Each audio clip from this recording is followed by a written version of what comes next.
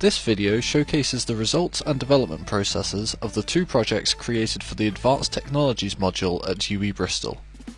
The first task for this module was to create a game utilising Twitch integration to create a novel gameplay experience.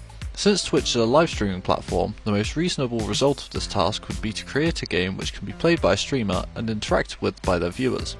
It was decided that a cooperative game would work well for this, since it would create a closer connection between the streamer and their viewers, or at least create some entertaining situations. Twitch-controlled games such as Twitch Plays Pokemon and, less famously, Twitch Plays Sonic use a simple system of directly feeding inputs that have been typed into chat into the game. Older Pokemon games use a grid-style movement system, meaning one left directional input translates to the character moving one square. This does not work so well for games that don't use grid systems though. In Twitch Plays Sonic, a typed directional input is instead held until a different input is typed. This is a better control system for this game, so is what was implemented for the viewer-controlled character. The game's development started with setting up a 2D project and getting the basics in place.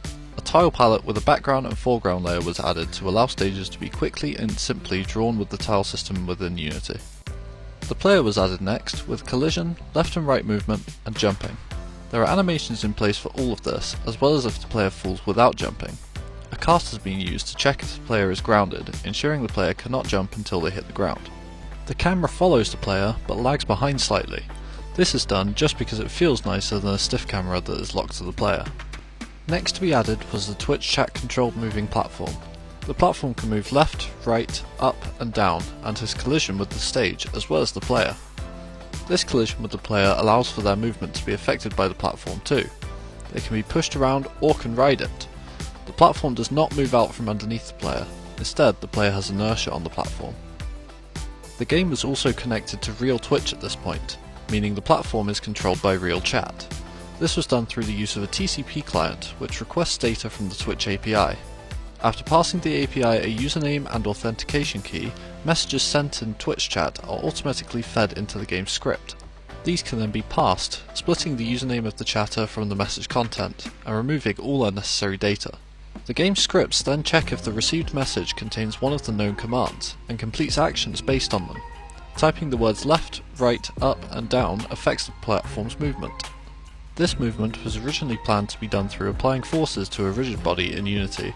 However, this created problems when attempting to have both collision with the environment as well as carrying the player.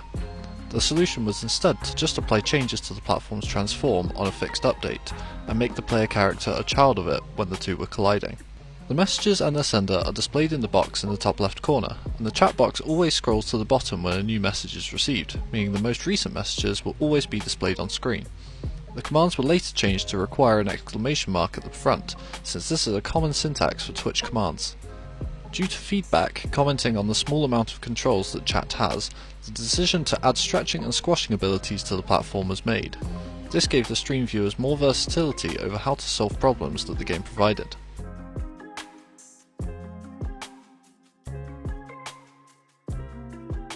Up until this point, the level created was mainly placeholder, having been designed solely with testing in mind. Therefore, a proper level needed to be created. In order to ensure the player required the viewer-controlled platform to complete the game, large gaps and impassable walls were placed, meaning the player would need to ride the platform through these areas.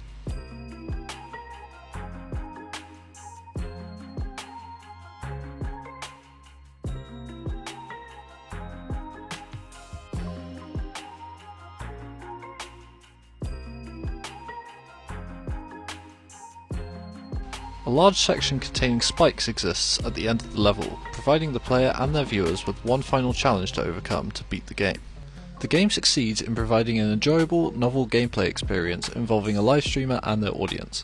The necessity of teamwork ensures a bond is created or strengthened between these two parties.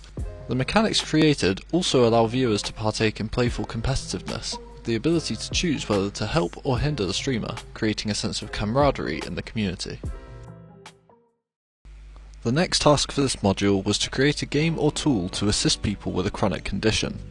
Agoraphobia was chosen as the chronic condition to be tackled, a mental health condition defined as a fear of being in situations where escape might be difficult or that people wouldn't be available if things go wrong. It is a type of anxiety disorder where one of the most common results is a person being unable to leave their home. Exposure therapy consists of being gradually exposed to the things, situations and activities that you fear. It is utilised to treat agoraphobia, and so the target of this project is to create a game that can be used as a low-level version of this in order to build up to the real thing. In addition to this, patients are encouraged to try creative visualisation, imagining a peaceful and relaxing environment to focus on when they are beginning to feel the effects of panic. Technologies already exist for this type of project, however all of them require a therapist or at least a mental health professional to assess or support the individual using the technology. They also utilise virtual reality, which could be more effective as a therapy method, but not all people own VR headsets. This project does not require specialist hardware or assistance to play, making it more accessible. The devised plan was to create a first-person game where the primary objective is to leave your house and make it to the end of your garden. The player has full control over their character, being able to move around their environment as they please, and allowing them to move at their own pace. The unique mechanic of this game is the ability to virtually close your eyes, which transports you to a peaceful, calming place, teaching and encouraging creative visualization in the player. At any time in this place, the player can reopen their eyes, returning them to where they were when they shut their eyes, maintaining the immersion. Development started with making a simple first-person character controller. The player has multi-directional movement, can sprint by holding shift, and move the camera around with the mouse. The closing eyes mechanic was next. Your position and rotation in the location you're in are stored before you are moved to the imagination scene, where you again have full movement.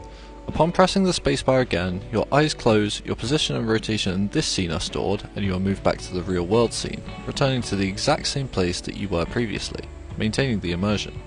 The game controller game object that holds the position data for each location uses the don't destroy on load function to keep the data persistent across scenes. Positional and rotational data are stored as vectors in this game object.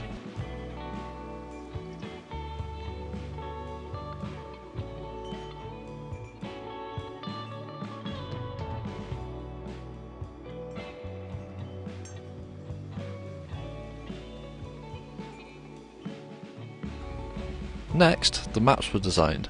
All 3D models and most textures were sourced from the internet, but the design of the maps through the models' placements are all custom. Starting with the house, the bedroom uses yellow as its primary colour, since the charity Young Minds uses that colour for its Hello Yellow campaign, raising awareness of mental health conditions. The overall feeling of the home is calming, with soft lighting and drawn curtains, since people with agoraphobia will often keep curtains shut due to their fear of the outside world. Sound effects such as doors opening and different footsteps are used to help maintain immersion into the experience.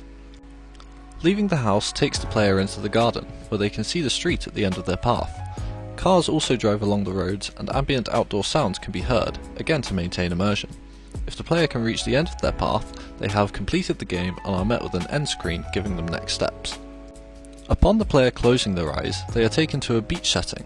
This beach setting is described in a guided visualization for people experiencing symptoms of anxiety-related disorders.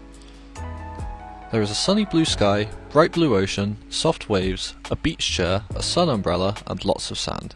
The beach is not too big, so as to prevent the player from feeling overwhelmed, but not too small, so as to prevent the player from feeling claustrophobic.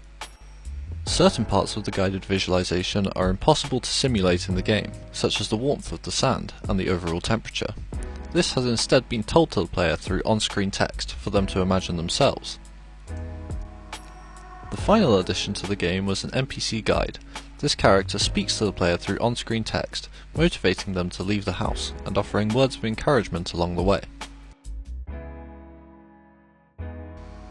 The NPC uses AI pathfinding through a nav mesh, the blue area, and Agent, the NPC itself, in order to move between set points shown here in red.